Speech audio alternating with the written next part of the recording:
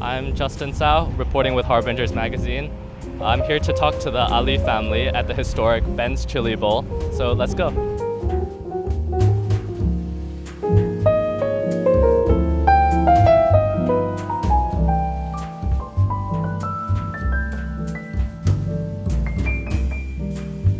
Welcome, I'm Virginia Alley, and I'm owner of Ben's Chili Bowl here in Washington, D.C. Yeah, so I'll kind of ask my first question again. Who has the better spice tolerance? Martin Luther King Jr. or Obama? You know, it's such a pleasure to have the opportunity to sit down with Dr. King in 1963 when he was planning his March on Washington. And then, years later, I was also here to meet the first African American president. How many times has Obama been here? Was it just his pit stop in 2008, or has he been here since? Well, President Obama came first as president-elect. It was like 2 weeks before the inauguration. And the first place he came to eat out when he moved to Washington was here at Ben's Chili Bowl. He's been here since that. And the last time that he was here, I think, was almost a year now. And he was here to do an interview for a special reporter out of New York, and he chose to do it here at Ben's. So that, again, was another time. The difference was, the first time he came, he was president-elect, and then after that, president. And he came with the Secret Service, and they would simply let them come in, and they would lock the door, although we were open with a lot of people, and then they closed off the street. The last time that he was here, I don't know, I guess for security reasons, we had to close because he was no longer president then, and we had to close the restaurant to accommodate him, but it was a pleasure to do so. Yeah. Do you remember what Obama tended to order at all? Obama loves the chili half smoke, of course, yeah. Yeah, that was his favorite. That's the number one item on the menu, and it's also Washington's signature dish. I'm Vida Ali. I'm one of the family members that own Ben's Chili Bowl. Obviously, you've had so many people kind of visit the restaurant. It's kind of known. I remember like George W. Bush also visited. Do you have a personal favorite among all the guests that have visited the restaurant? You know, that's very tough because, you know, we've had so many wonderful people, and a lot of them have established so much in their own right and done amazing things for the world, and great people. So I can't say I have a favorite. I would say the ones that stand out for me is this was President Obama's first public outing as president-elect in 2008, 10 days before inauguration. This was his stop. So that will forever be meaningful to us. Harry Belafonte, another activist that I admire how he lived his life. He was a regular here. And so many, I think those who have served and continue to serve, I think have the most a lasting impression. But I enjoy like the Kevin Harts and the Dave Chappelles, you know, and Jimmy Fallon and the rest. I love them too. For what they do and just who they are as human beings. So I would say it's hard to pick one, but we're thankful and blessed for those who we've had over the years. How did the idea for the half smoke come about?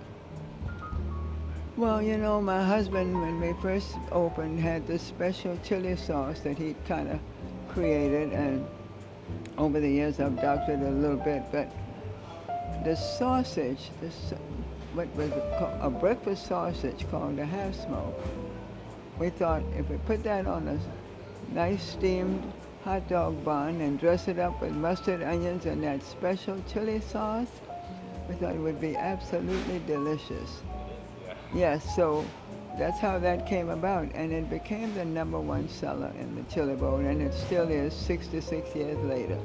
When we opened, this was a very classy, proud, dignified, self-supported black community.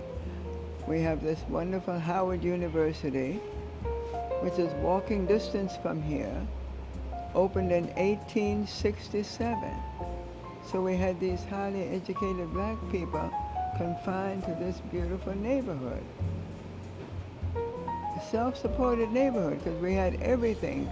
For example, when a film was filmed, it was released in Hollywood. When a film was released in Hollywood, and it came to one of the theaters downtown that we couldn't go to because we were black, it came to one of our theaters the same day.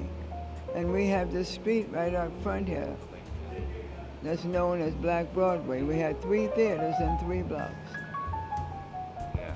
I mean, it's incredible kind of what this city and this kind of area of town has been through, right? Like, could you tell us a little bit about how it's changed over the years? So we went through the civil rights movement, and as I said, had the pleasure of meeting Dr. King. We also went to his march. We brought 250,000 people here on August the 28th, 1963. And we passed the Civil Rights Bill the very next year, 1964. So we're now integrated. We passed the Civil Rights Bill. But 5 years later, he was assassinated. So when that happened, someone brushes into the door and said, Dr. King has been shot. We don't believe that. We don't want to believe that. But then finally someone comes up with a transistor radio. It's true, and he's passed away. And people sobbed openly, crying, very upset, very emotional. And then later, it became frustrated and then angry and literally tore up our beautiful neighborhood. Ben's Chili Bowl was the only place that was allowed to remain open during 3 nights of curfew. It was a scary time, but we were able to do that. And then, of course, when that was all over, the businesses did not reopen. Most of them were burned out and messed up. The middle class moved away because now we're integrated. You can move any way you want. And a couple of years later, heroin moved in, and crack cocaine moved in, and this beautiful community became a ghetto. Another very difficult thing to see, and to see young people ruining their lives with drugs. They'd never seen anything like that before. And then, of course, after that was all over, finally the city decided to build us a subway system right across the street. That was 20 years later, 1988. They did the survey, and they found only 3 businesses in the immediate vicinity had been able to hold on all that time. One was the bank, Industrial Bank, one was a flower shop, and one was Ben's, all now being operated by the 2nd and 3rd generation. Now we are a very upscale community. Young, educated people have moved in now. But when they built that subway, and they found only 3 businesses had survived, they said, we don't have enough support to keep 1 lane of traffic out there. They dug up that whole big, long street out there to build that subway. I had 1 employee and me. And when the sun set, we had to go home because there were no street lights for a very long time. But now, as I said, we are now a very upscale, highly educated young community, which is very, very, very exciting for me, because I feel like they've got the education, they've got the energy, they've got the youth. They're going to make this a better city and then a better world. After we finish with the subway construction, and we've got the street back, and people are moving in, and businesses are reopening, and everything is just going beautifully, we're finally like, wow, we're on a roll again. And what happens? The pandemic hit. It was scary at first because there was so much we didn't know about COVID, and there was a component that we've never dealt with before, is the illness part. So first we made sure the team was taken care of, first and foremost. And then we realized we had to pivot in some ways of how we did business. So we started an e-commerce, we started retail, we're now in the local grocery stores, and we did curbside so it can be contactless. And of course the Uber and the DoorDash, the delivery services. We pivoted to those for most of our business, but in addition to that, honestly, all the chili bowls were closed except for this one. So we said this one will never close. It didn't close during the riots. It didn't close for all that. So we're like, okay, we have to. We're the next generation continuing. So we're like, we can't exactly. We're like, okay, if they can go through that and make it work, we can make this work. But we made sure we followed. The mayor did a beautiful job of keeping the city safe. So we just made sure we followed her guidelines. To make sure we ensure we do our part in keeping everyone safe. What do you think this place kind of means to the DC area? What kind of impact do you think you've had? First of all, I think it's the stability of having us here day in and day out, year after year after year. It didn't matter if it rained, if it snowed, what the weather was like, we were here. And I think that meant a lot to the community and to the city. You know, we were a minority family. We worked together, and I think that's been kind of an example for people to kind of emulate. Families can work together, and families can grow a business and create a legacy. So we didn't think about that when we were opening the business, but I think that's what we mean to the community, and I think we are now a destination. I get newspaper clippings where they're from all over the country if something's going on in town, and they will say, especially during the election time, and they will say, if you're going to Washington, you got to go see this museum and that museum, and then you got to make a stop at Ben's Chili Bowl. I enjoy people, period. I love it. Doesn't matter where they come from. It doesn't matter their economic background, their racial, their religious. I want to know about them. I want to share my story with them, and I want to hear their story. We made ourselves known to the community when we moved in, letting them know that if we could do something to help anybody, we did.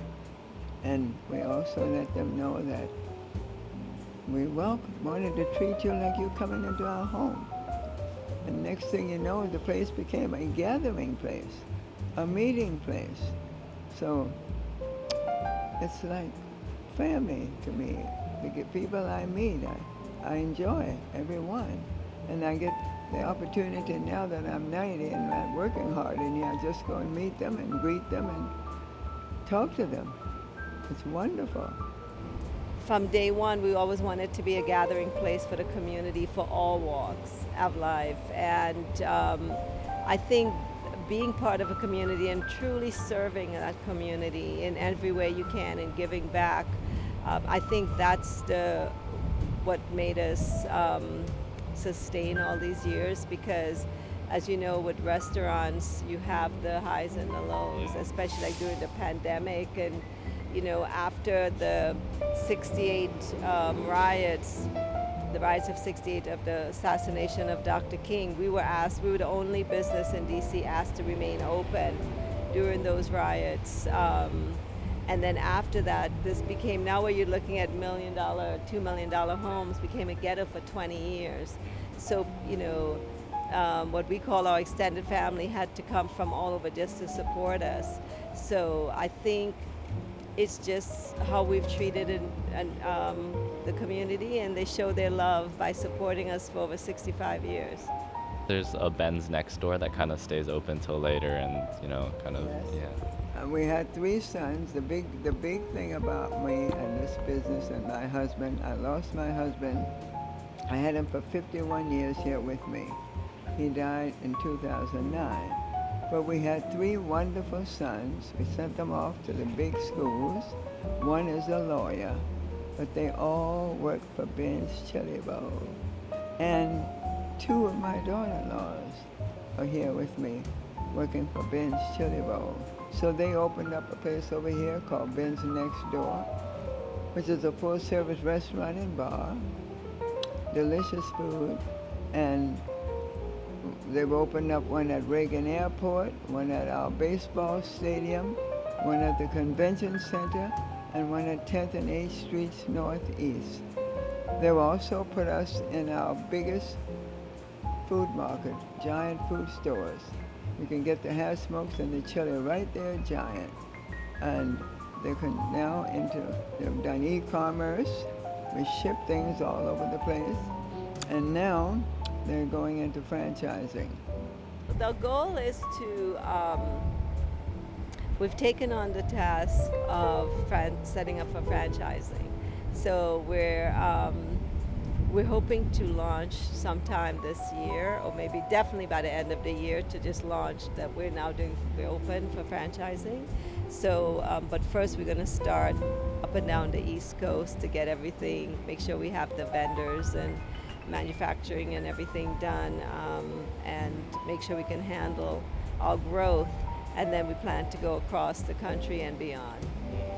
Yeah. I hope I'll see you guys in Hong Kong. Yeah. Absolutely. Well, I'm 90 years old. I opened it when I was 24, and I had my 90th birthday last December.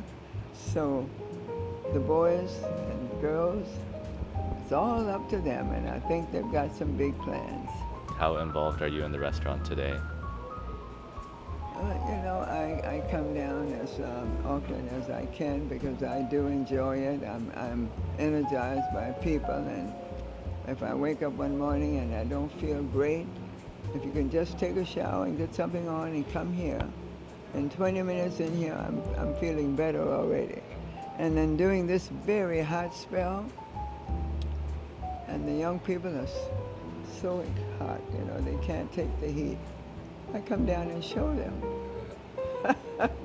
When you're busy, you don't worry about the heat. You just do what you need to do. So I come down there and I said, okay, I'll flip your burgers for you.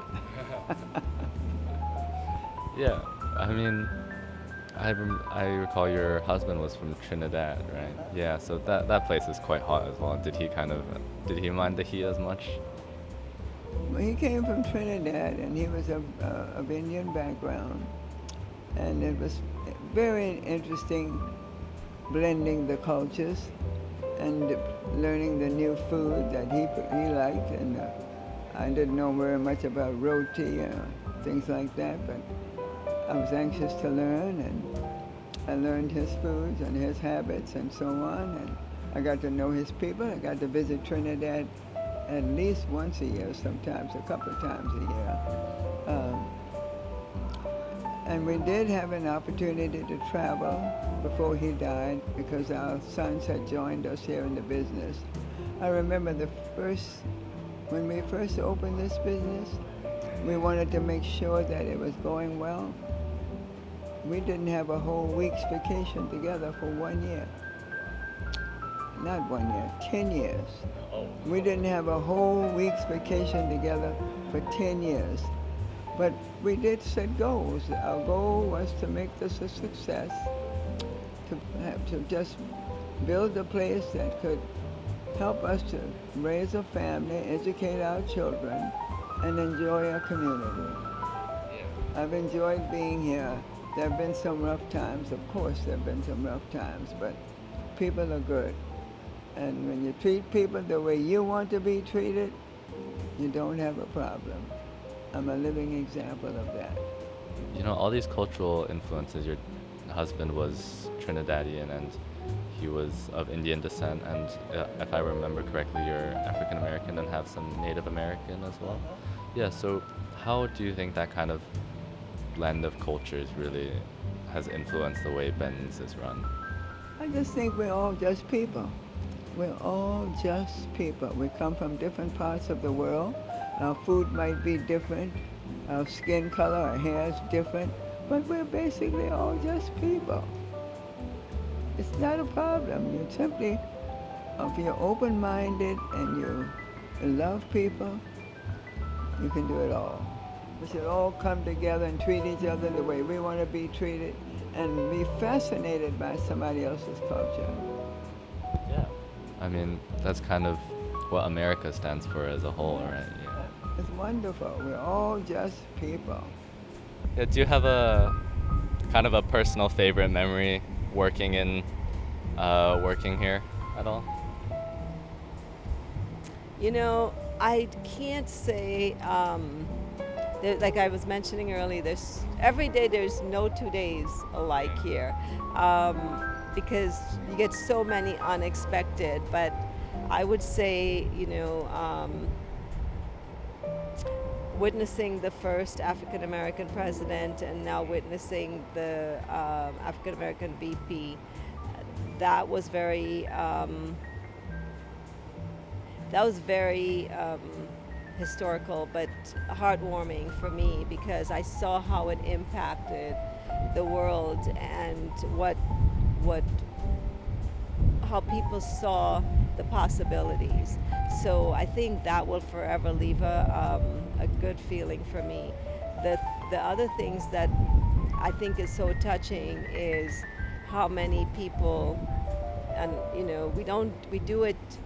we just do it, but we don't realize the impact it's making. Like, I remember, like, we get a lot of homeless people, and over time they become part of the family because they're homeless. And I remember this one particular guy named Richard, and he was a little bit on the older side, and he would come in and we would clean him up and so forth and feed him. And I remember when he died, I didn't even know this. When he died, his daughter found me, and she said, "Just so you know, I'm his only daughter, but he saw you as a daughter, how I took care of him here." And I'm just thinking I'm doing what I'm doing, but you don't know what it felt like. I knew every time he would go into the hospital, I knew every time he would come out, but this particular time, and he obviously didn't have a phone, he didn't come back, and his daughter found. We have so many of those cases of where, those who are less fortunate feel like this is theirs too. There was one guy, he was about to commit suicide, and he said he heard a voice say, "Go to Ben's Chili Bowl." I know, right?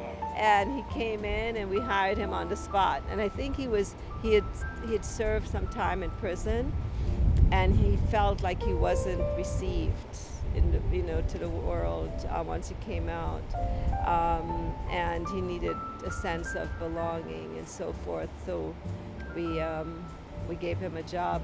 You can feel he needed that break, so we hired him. So I'm proud to be part of a family that can, say it's wonderful to have President Obama here, but also to tell those stories. I think to have a place that we can call, this belongs to me, the community, but we can say we're part of, that can serve both. I think that's what we're most proud of. I just wanted to ask if you have your own kind of favorite memory of being at Ben's Chili Bowl. Some of the things when I think about, I just thought we're making a living and we're treating people the way we want to be treated. But then I think when we'd been here 40 years, my son said to me, my younger son said to me, "Mom, you've been here 40 years. I think we should celebrate that." I said, "Okay." "Yeah, I think we should." "Okay." Well, we were planned our vacation. We're going to Trinidad, Ben and I. We're going to Trinidad. It was in August. And then after we'd been down there, we were going to spend 2 or 3 weeks. After we'd been down there maybe about 2 weeks, he called, "Mom, this is a little bit bigger than I thought. August the 22nd is when we're going to celebrate. And this is turning out to be a big thing. Everybody wants to come. So you guys are going to have to come back." So we came back. He picked us up at the airport. He said, "I need you down at the Chili Bowl tomorrow by 8 o'clock in the morning." We get down here at 8 o'clock in the morning. The street's been closed, completely closed. The whole block has been closed. The chairs all in the street. There's a press conference going on. And there was an election year, and all the people running for anything was here, and CNN, MSNBC, all of them were here. And then what was really, really touching to me was at the end of all the press conference, people stood in line. There was a line around the block all day to come to Ben's Chili Bowl. And I thought, we mean something for this community. Wow, this is so cool. It was very special to me. I'll never forget that first time that happened. Yeah, I mean that's amazing, and your 50th anniversary of Ben's Chili Bowl was quite a while ago now. But do you remember? Was there a big celebration for that as well? Well, they had lots of TV here, same thing. The 50th anniversary was a big one. It was a really big one, and Ben was here, and he was alive at that time, and oh my goodness, all the TV stations were here. So many performers. I think Bill Cosby performed, Dick Gregory, all of them were, Roberta Flack, all the old performers that used to be around all the time. Because after we did the street party, we had an event at the theater next door in the evening. So it was a grand affair. You guys are obviously so connected with the community, right? And you have the Ben's Chili Bowl Foundation as well. So kind of, when did that kind of get started? And can you tell me a little bit about that at all? So, like I said, we were always a gathering place and always giving back to the community. But we noticed over time a lot of organizations would say, hey, we love what you guys are doing, would love to support. And we realized it was difficult to, because this is a for-profit, to kind of keep everything clean, and people who want to give have a way to give formally. We started a nonprofit in 2010, and we basically give back. We focus on educating kids, because we believe if you expose a child and educate a child, you can change that child. So that's our main focus, although we tend to, depending on the need, we make exceptions, but our main focus is kids and education. You know, when Ben and I were here operating the business and someone came for help, needed help, we just did it. We helped them. Now my children comes along and they're like, Mom, you're doing quite a bit of this, so why don't we make this more formal? Let's form a foundation. So they opened the Ben's Chili Bowl Foundation, and every year we give out scholarships and particularly students that need help or whomever we can help. They take care of that now, so that's why we're doing it now in a formal way through the Ben's Chili Bowl Foundation. Yeah, I mean, I noticed that a lot of your initiatives were like very education focused, right? Giving scholarships and stuff. Is there a reason you kind of chose to focus on that aspect of life? We do, and we all served on boards. When Ben and I were here alone, we were on boards for the community. And I remember one of my favorites was For Love of Children. We called it Flock. And it was simply a program that could help children get caught up with school. So after school, we had a program in this community where your child could come after school and spend a few hours and have one-on-one tutors. And these were people that we had volunteering from all these universities we have right here.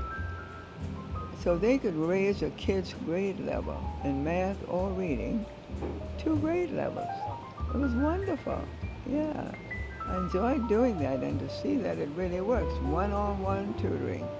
We used to have graffiti all over the city, and they came up with a program called Murals DC, and they chose this. I think this was the first wall where they chose to do a mural by local artists to kind of say, use your creativity through art in this form. So that was the birth of our Wall of Excellence. And basically this one is called The Torch. This is our second mural, and it's called The Torch. And as you can see, Harriet Tubman holding the torch. And then you'll see the U.S. flag going through this part, and then the D.C. flag. So this, everyone to figure like the Obamas and Prince, Muhammad Ali, it's basically those who have made a positive impact, if not only to the United States, but to the world. We have a lot of young people, and they moved into our city, and they move into many urban areas, and they're young and educated, and I'm really hopeful that they're going to see this thing and see what's important and get to work and fight for the right thing to do. So everybody should be treated equally, and everybody should be concerned about each other. And all we got to do is be kind and treat everybody the way we want to be treated. I don't know when that'll happen, probably not in my lifetime, but I think the young generation will surprise us. So I'm very, very grateful to my community, to my city, to my country, to the world. I'm very, very grateful to them for their support. Yeah, and of course, the message that we want to leave everyone with is be kind. And yeah. Treat people the way you want to be treated. You'll never have a problem. Well, thank you so much. That was such a nice note to end on. So thank you for everything. And thank you for this place, I guess. Yeah. Thank you so much.